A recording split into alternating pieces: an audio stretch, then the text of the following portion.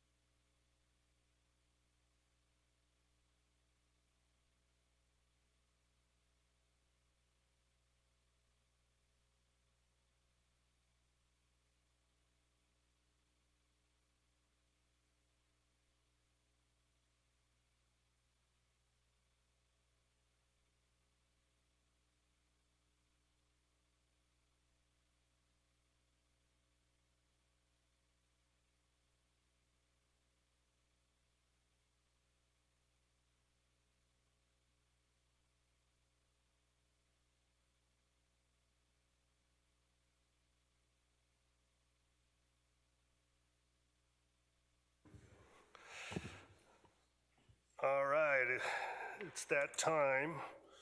So I'll take this opportunity to call to order the State of Nevada Board of Prison Commissioners, a meeting scheduled for today, Thursday, May 25th, 2023 at 10 a.m. Can I please have the clerk call the roll? Present. Attorney General Ford, Here.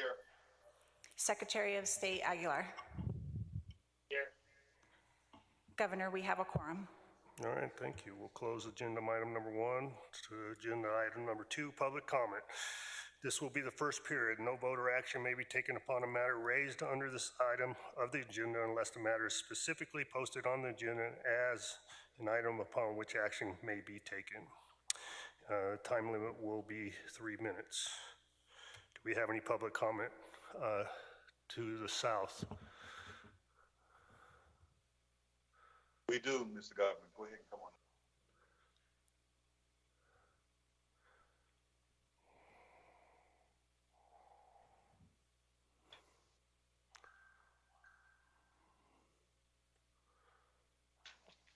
Go ahead to start. That's it. Good morning. Good morning, board members, staff members, and others in attendance. My name is Patricia Adkisson. My comments today relate to all regulations under consideration and the board's nonfeasance implicated by the failure to comply with the statutory rulemaking process. The Nevada legislature, in accordance with NRS 233B, authorizes almost every department, agency, board, and commission to adopt regulations, administrative regulations with some statutory exceptions. Hold on 1 second, Ms. Atkinson. Can you hear Mr. Governor? Can't hear you. We've got it turned up. Go ahead. Okay, all right. Go Do I ahead. start over? No, just- Okay, so the Nevada legislature, in accordance with NRS 233B, authorizes almost every department, agency, board, and commission to adopt administrative regulations with some statutory exceptions. Agencies that are exempt from the statutory requirements of 233B are simply not authorized to adopt regulations. The department is one such exempt agency not authorized to adopt regulations. However, this does not mean that the regulations escape the statutory rulemaking procedures. Administrative regulations must be adopted in compliance with statutory rulemaking procedures set forth in the Administrative Procedures Act. Please review the relevant portion of the State Administrative Manual emphasizing these points of law. It's page 63 of the SAM manual. Due in part to the department's described status, depriving the department of authority to adopt regulations, this board is to prescribe regulations for the department pursuant to NRS 209.111 in accordance with the statutory rulemaking process set forth in the Administrative Procedures Act.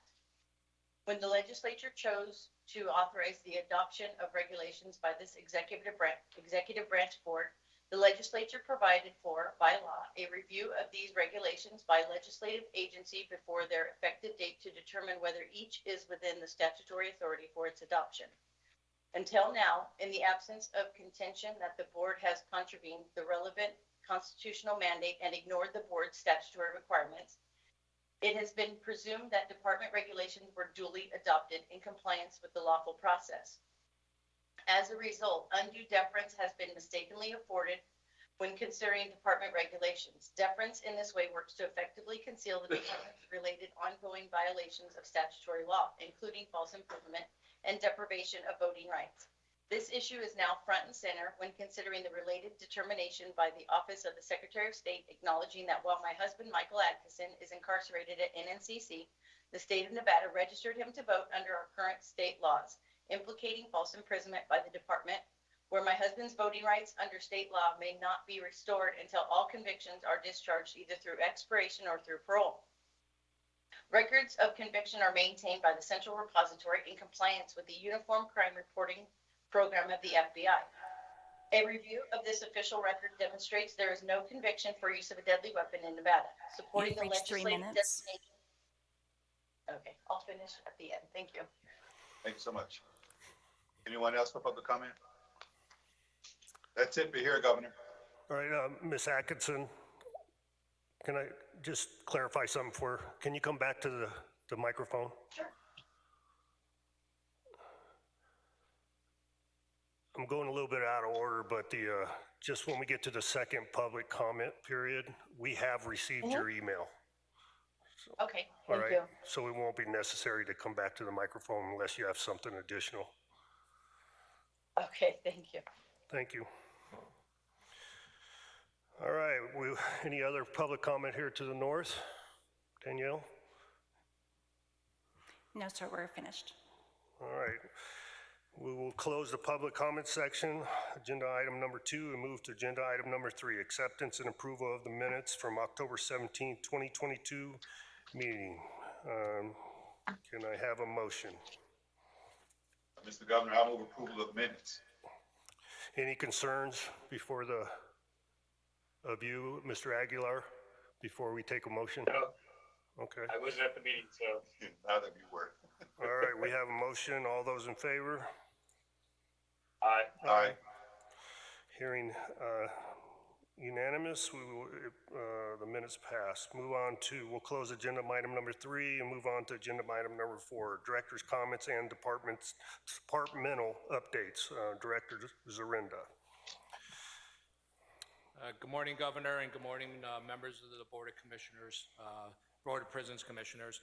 I'm James Arenda, Director for the Nevada Department of Correction. Our agency is going to take a kind of a positive movement and turn in trying to do reforms in the agency that are more consistent to what's happening around the country. We are looking at a re-entry system that pretty much is not where it should be. We are going to be redeveloping our re-entry system and department to really put a more robust community development together. Because we are short in staffing levels around the state, it's not going to inhibit our programs and our re-entry. We are opening up to more community partners. We're looking at even having ex-offenders helping with some of the mentoring and program pieces.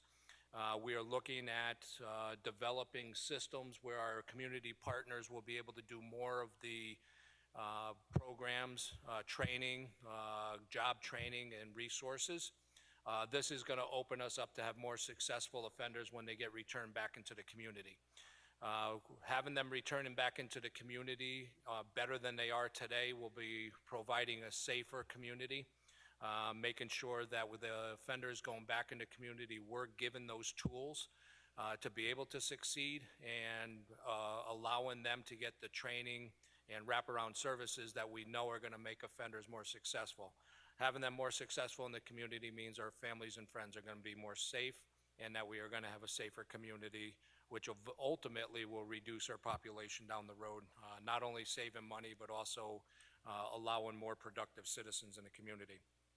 Outside of that, we have, and I know a part of this is on our next agenda item, but we also are revising a lot of our policies and procedures that are currently in place today. Majority of them were brought up not only by community activist groups, but also by the Department of Justice, identifying flaws in our system that we really need to make sure we have avenues and opportunities for the offenders to be able to not only grieve additional areas, but also to get resolutions quicker. Also to be able to stop identifying certain individuals with targeted IDs, like with HIV, hepatitis, that should not be happening today, which I'll go further in one of our exhibits down the road and in the hearing. My goal with the agency is to also let the offenders have a voice, to be able to, if they have a concern about food, giving them the options to provide their thoughts in the process and having them more involved in the process so that the grievance issues on whether it's the topic of food will be more conducive to say this was all community thought and a part of everyone's opportunity to have a voice. But anyway, as of legislation turning this year, with things that may be happening and having a budget that actually looks like we can provide services that are necessary, I do believe that we're going to see a big turn in our agency this year. And by this time next year, we're going to see a whole different agency that's going to be more conducive to what it should be, which is providing more offenders the opportunities, providing the right services, reducing victimization in our communities by doing things right. Anyway, I do truly believe and want to thank the governor and the Board of Prisons to support what we're doing, because this is going to be a big opportunity for all of us to make sure we have better communities. Thank you. Thank you, Director. Is there any comments or concerns from any board member? I do have a question. This is Cisco. Go ahead. Director, can you give us a little update on your financial investment in the facilities and where your need and what potential deficit you have? James Arenda, for the record. My biggest concern and deficit in the issues is related to staffing levels. That's the number one. When you talk about having enough programs, when you talk about having community providers providing services, we're not going to be able to do those services. Even if we had every service available to us, we're not going to be able to do it appropriately if we're not safe. So we're just pretty much lucky right now that our population numbers are down. I don't believe that our fiscal problem is affecting the way we're doing services outside of our staffing levels, because I do have ways of having additional and unlimited amount of volunteers that are going to be helping, that will be able to provide services without discontinuing services. Not having the appropriate staffing levels is actually shutting services down right now. That does affect our long-term goals of reducing recidivism. So it's not a fiscal problem that we have now, it's a staffing problem. And it's not because we don't have the money or not getting the money from the governor's recommended budget to give us those staffing. It's the recruiting, retention, and our hiring process. Right now, we are revamping the entire process, working with not only the governor's office, but the DHRM and Post, which we're meeting this afternoon to look at how we can speed up the process of hiring, have different options. The governor's office just approved us a budget, or put into the budget a recruitment budget, which is going to be another big deal for corrections. I think we're going to see a different agency next year with the amount of numbers of staff. That's when you start seeing how great we can be with our services that we can provide. But on my end, it's not the fiscal problem that we have, or any fiscal problem that we have of not being able to do the services. It really comes down to the staffing, if that helps. Yes, thank you. If I could follow up real quickly, Mr. Governor, Aaron Ford. Go ahead, General. Thank you.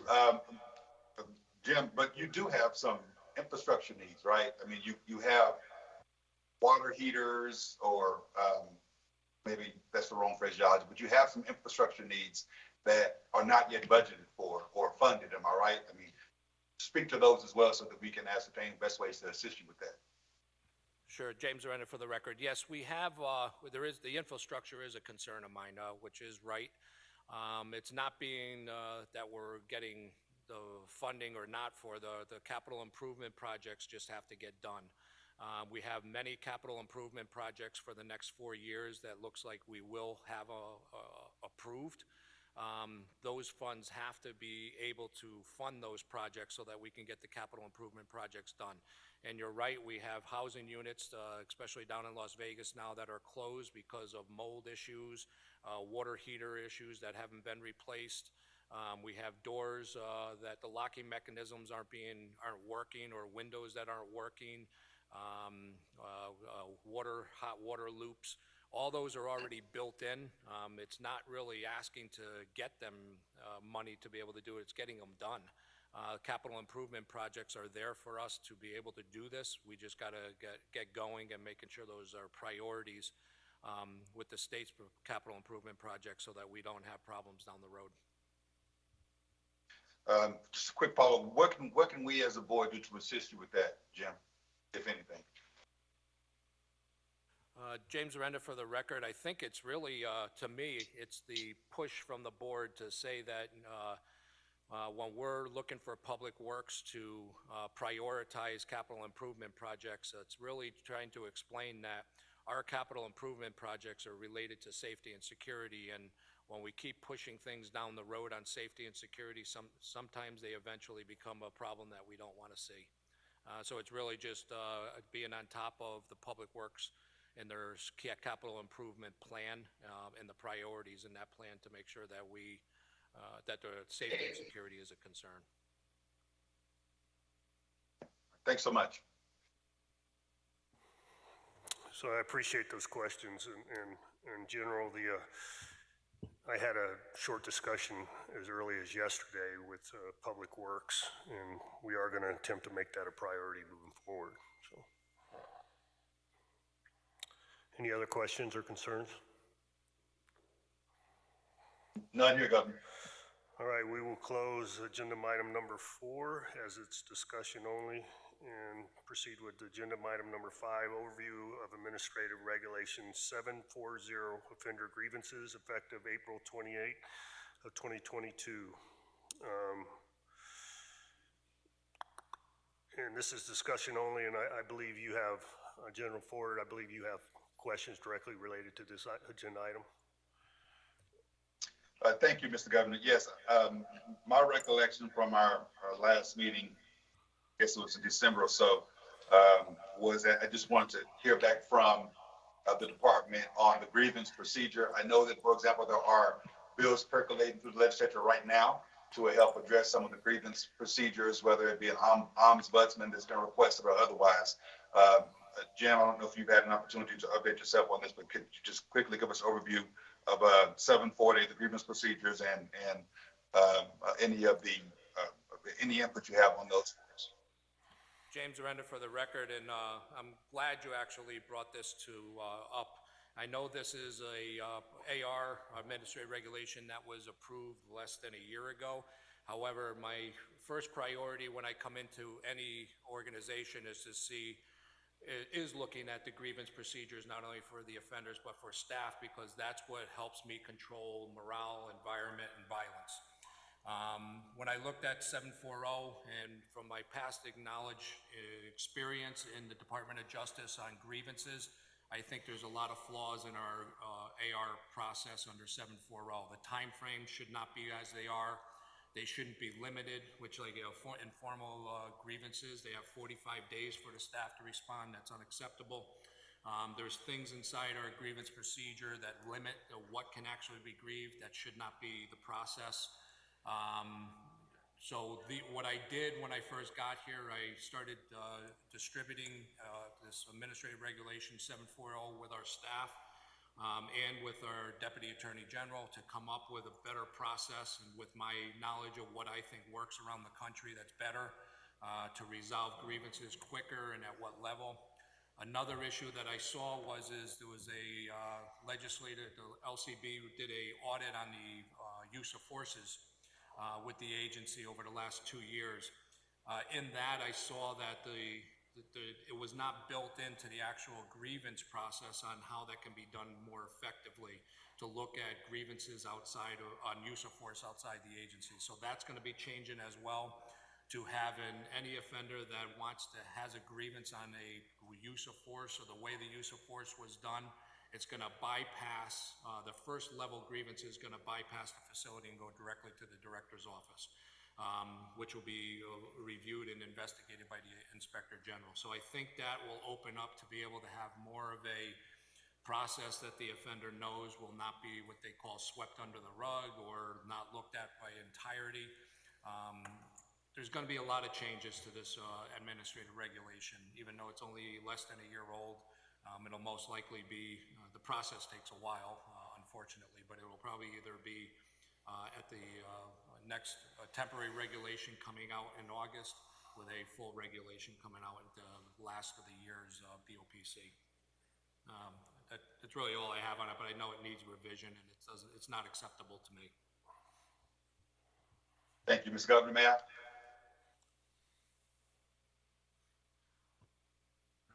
I'm sorry, what'd you say? May I ask additional questions? Yeah, absolutely. Okay. Oh, no, thanks for that. You gave me the time frame that I was going to ask about next. So you're thinking maybe a temporary AR comes out in August, and remind me, would you say the permanent one, we can expect a permanent one to come out? James Arena, for the record, I'm expecting, looking at the process, because it depends also what happens in legislation this time under 233B. I'm expecting November. That's what I'm hoping for, but we could still get out a temporary regulation that'll identify all my concerns. Okay. Are there bills that are being considered in the legislature right now that you think could be helpful in this regard? Again, I know that there's an ombudsman bill. There was an article on it recently. Is that something that affects this particular AR? James Arena, for the record, if the ombudsman bill does come out, and I do believe it'll help and assist the grievance process, because an ombudsman, what I've experienced in other states, they will be the arbiter of after the final level before it can go to the courts. A lot of those grievances automatically will go to the courts for litigation. Ombudsmen and actually reduce those numbers that actually get litigated, resolving them before they actually go to the courts. Currently, we have 636 active cases that are in the courts now against the department. An ombudsman would reduce it dramatically. And I know there was originally built into the budget or built into legislature in 2011, the ombudsman piece that was put into the Attorney General's office for corrections, and I guess was never budgeted. If it gets budgeted this time, I think it's going to be a big deal that we can actually have another avenue before they go to court and reduce those cases.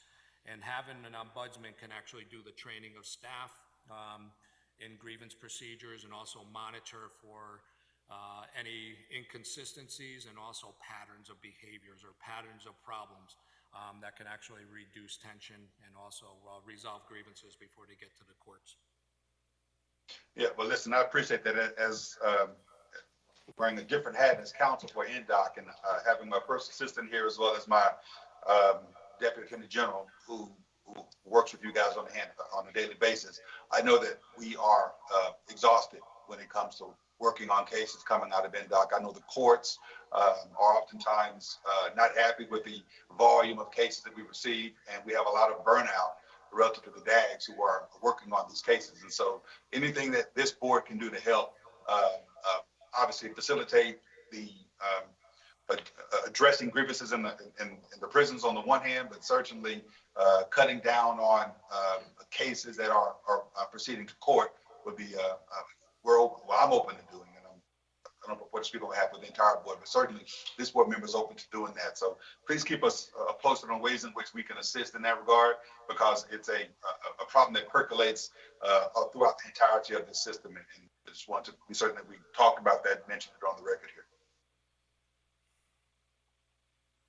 Thank you. That's all I have, Governor. Mr. Aguilar, any questions? Yeah, I just had a question in regards to how arbiters are selected.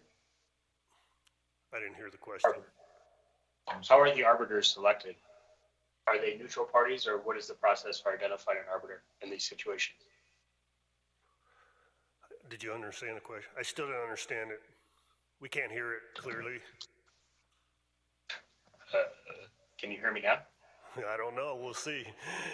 All right. So there was a mention of selection of arbiters to review some of these cases, and I'd just like a little bit more. I guess that'll come out in the regs. How do we but- select arbiters?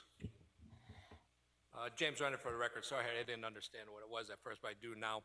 So what happens in selection of an ombudsman, my understanding is it would go out for any firm in the entire state under an RFP, and any firm would be able to look at the requirements of the ombudsman and be able to bid on what they can or cannot do and what the cost is to be able to be the arbiter and the trainer and the oversight of not only grievances, but it's visiting appeals and disciplinary appeals and those processes as well, and making sure the due process is working.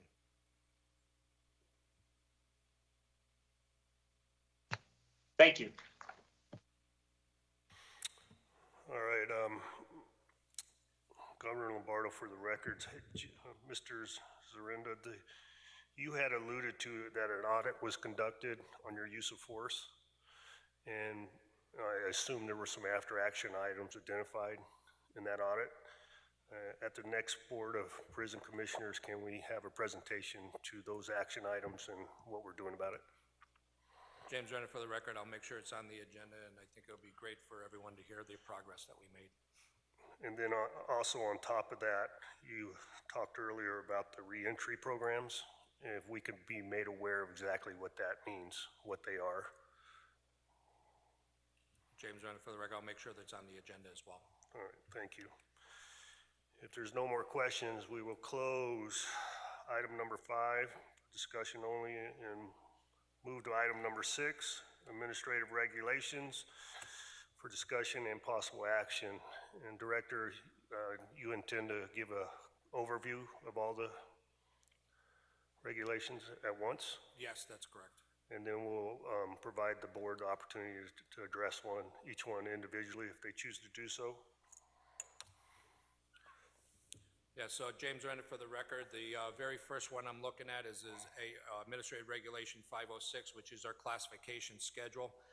Currently, our classification process has reviews with the offenders every year, every 6 months. This would change it every year unless the offender wants to review it, or if there's any changes to classification. Something comes up, they finish a program, were successful at something, graduation or some factor, anything that could change a classification, the review will automatically occur. However, just regular reviews will go from 6 months to a year to allow the less staffing time, so the staff can actually do programming and do more efficient processes with the offenders, so they're not tied up doing reviews constantly that have no changes.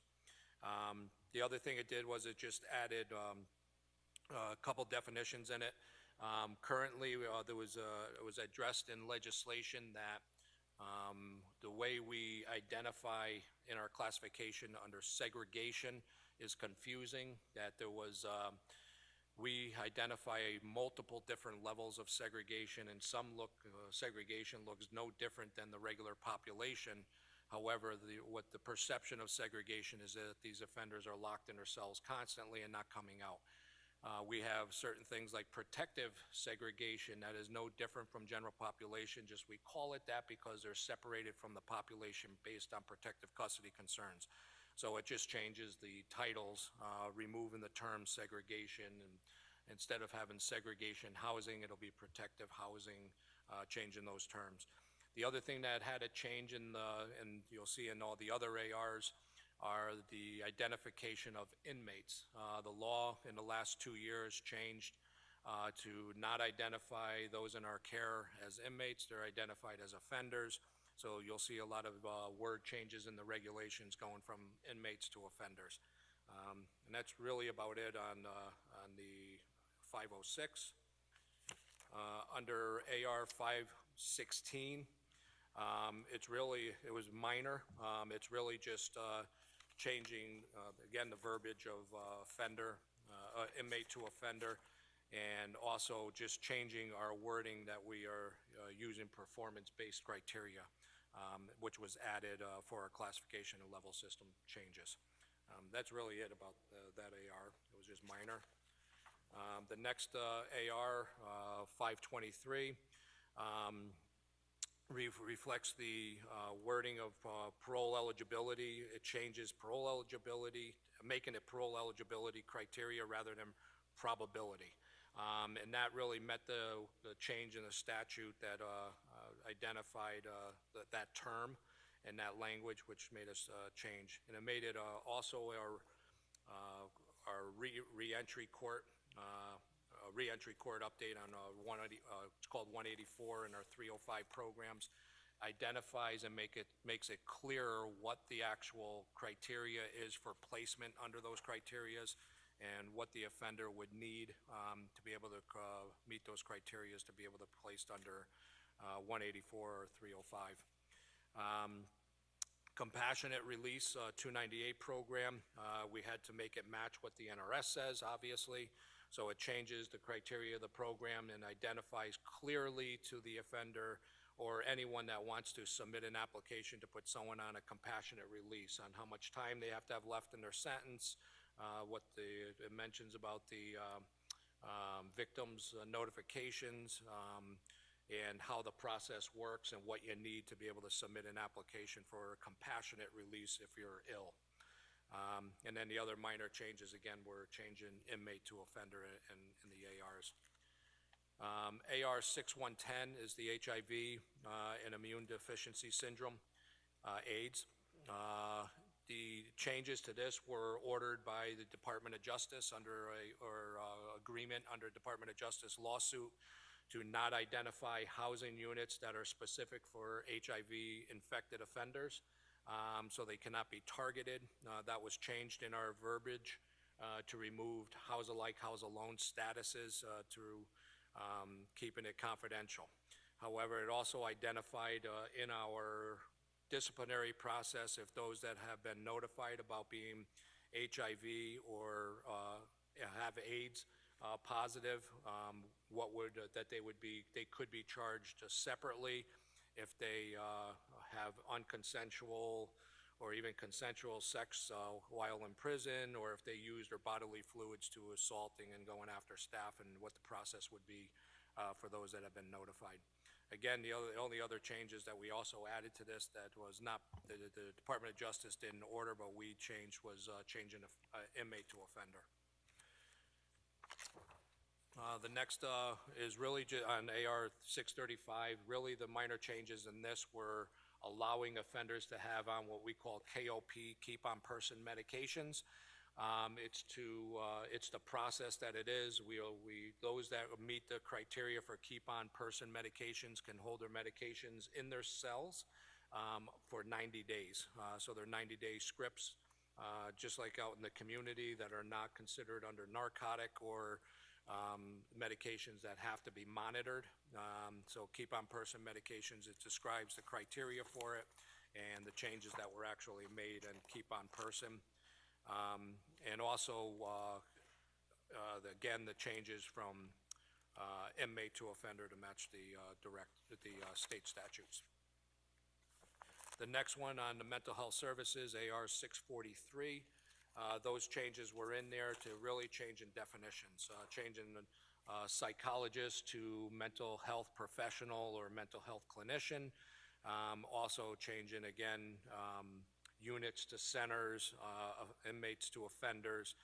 Minor just changes based upon language. That doesn't change policy, it just changes definitions or titles. The last one is our reentry program, AR Administrative Regulation 817. It identifies what has to be done in intake, what evaluations are necessary, It describes what is our NRAS, which is our Nevada Risk Assessment System that has to be done at intake, and who does it, which is our mental health staff, and what has to happen with the evaluation, where it goes into what we call our notice, our jail management system, and our system that identifies the processes, who can change actually the NRAS or the evaluation that was done. It gives the process for that. And again, it was just renaming verbiage again for consistency with the state statutes. And that's it. All right, do we have any questions on any one of those regulations by any board member? No, Governor, no questions here. All right, I have a question, Director. Governor Lombardo, for the record, if you go back to AR 506, it's just for my own education, 506.03, update the sex offender discretionary preclusion to correlate with AR 521. What is that correlation? So James Renner, for the record, our subject matter expert is here next to me, Kirk Whitmire. He's our chief that oversees our classification. I think could best handle these specific issues and make sure they answer it correctly than I can. Good morning, Governor. It's Kirk Whitmire, Chief of the Offender Management Division for the Department of Corrections. I'll get to the page here.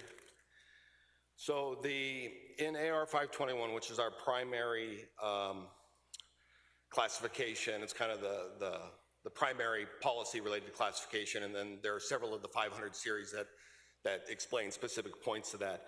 When we look down, in the bottom of page 3, if the offender has been issued a DOC 2070, a notice of sex offender classification advisement of discrepancy preclusion from the minimum classification consideration, the offender may request. And so the verbiage that, what I'm looking at, Governor, is the lined version that will help clarify.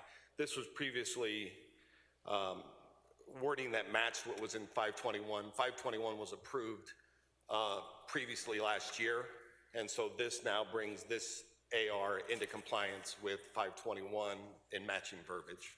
Kirk, what page are you on with that language? I'm looking at 506B, which is the red line version that shows the different changes, and I'm on the bottom of page 3D. Bear with me a second.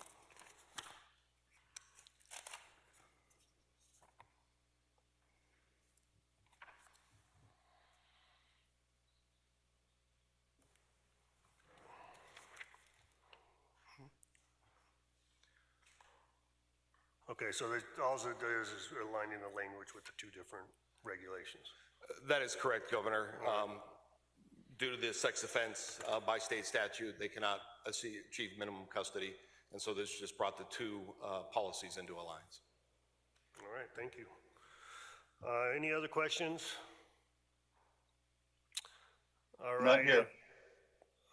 Thank you. So Director, well, you know what, let's take a motion. Do I have a motion? I move approval of these ARs. General, do we need to read them individually, identify the numbers in the motion? We do not, Okay. but All right, we have a motion. All those in favor? Aye. I Aye. Unanimous. The motion passes. Thank you for your presentation there, Director. Very good job. And we will close agenda item number 6, move on to the second, agenda item number 7, the second period of public comment. Do we have any further public comment there to the south? Please limit your comments to 3 minutes. we do. Thank you again, Governor. I would like to go ahead and finish reading my public comment, as I don't believe. Please state and spell your name for the record. Oh, Patricia Adkisson, Adkisson. I would like to finish reading my public comment, as I don't believe over the last 4 years, once I submit my public comments, that they're being reviewed. I can't say here going on, but also I would like to say that I submitted over 100 documents for February's Board of Prison Commissioner meeting, and it was canceled. and I don't see where those public comments were submitted. So I would like to leave a physical copy here for you, Governor. And the last thing is just commenting on some of the things that you guys have spoken of as far as the grievance process. My husband's been waiting for over a year for a response to a second level grievance. And then I'm going to finish the last. It just says records of conviction are maintained by the Central Repository in compliance with the Uniform Crime Reporting Program of the FBI. A review of this official record demonstrates that there is no conviction for use of a deadly weapon in Nevada, supporting the legislative designation as not a separate offense. Despite the department's acquiescence to these facts that use of a deadly weapon is not an offense, the department assigns a category of felony offense and fraudulent second conviction. This tragic violation of basic human rights springs from the board's nonfeasance related to the Nevada Administrative Procedures Act. This circumstance implicates the result of our last election, where the margin of victory for some was within the margin of those illegally confined and deprived of their voting rights. I've attached the relevant supporting documents with this presentation and encourage all citizens to request the supporting material. As always, my husband and I are available to meet in efforts to resolve this problems. This will serve as my final notice and to preserve my record of objections. Thank you for your time. Before you step away, Ms. Atkins, can you stand by? Danielle, do you have a response to the public comment from the canceled meeting? Yes, this is Danielle Madsen for the record.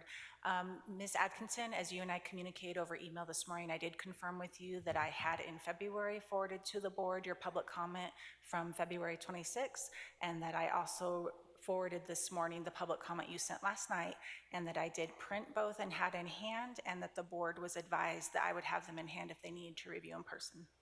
Thank you. Okay, thank you. Thank you, Patricia Atkinson. Will that actually be on Mr. the Governor, website? if I may, for public comment, we aren't supposed to interact with those who are publicly commenting. We can make general statements out loud about the issues that have been addressed, but the back and forth is not appropriate under public comment. Yeah, I agree with you, but I had to clarify that earlier with Danielle. I just wanted it on the record. Yes, sir. Additionally, General, are you able to retain the records she says she wanted to provide today? Yes, sir. If she has them here, we will have her leave them as part of the public comment. All right, thank you. Do we have any further public comment there to the south? Thank you, Governor. We do not. Any here to the north, Danielle? No, we do not, sir. All right, hearing none, seeing none, we will close the public comment section, item number 7, and move on to item number 8, adjournment. Can I have a motion, please? So moved. All those in favor? Aye. Aye. Thank you, everyone. I appreciate your time. Thanks, Thank Governor. you.